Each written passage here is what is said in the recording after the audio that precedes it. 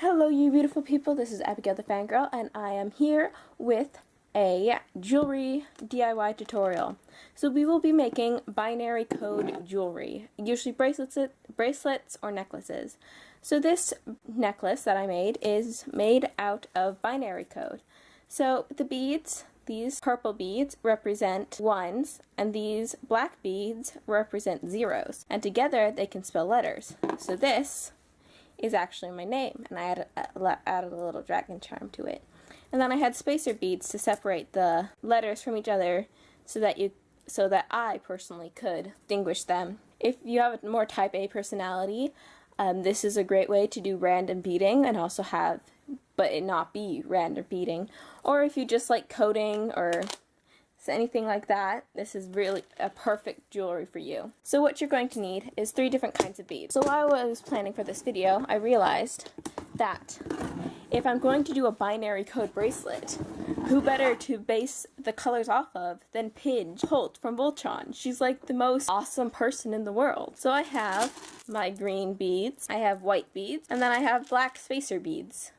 You can use any color beads that you want, just make sure that you have enough for ones and zeros. I'm going to link the binary translator that I used down below in the description box below. So with the binary bracelets, you're going to want to get string. It can be elastic or not, depending on your preference of choice, but you are going to have to make sure that it's really long because these beads will take up more space than you think. Then I'd suggest going to the binary translator and translating letters you're going to want to spell out with the bead. Going really simple and just spelling out green. So I'm going to do the zeros green and the ones white or clear. I'd suggest taking off the first zero because every letter, all of them, all the binary beads have them.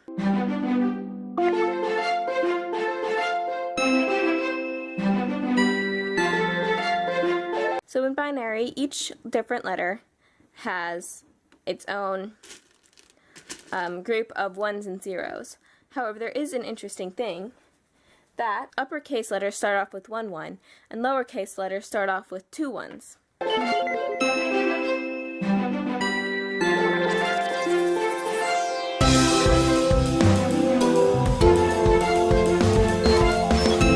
Here is our letters G, R, E, E, N. So now we're going to need the spacer beads. And an extra one at the end of the last letter, so that it'll be kind of uniform. What you're going to want to do next is string them up. I'd suggest tying a knot at the end of your string so that they don't fall off while you're pushing them down and tying them up.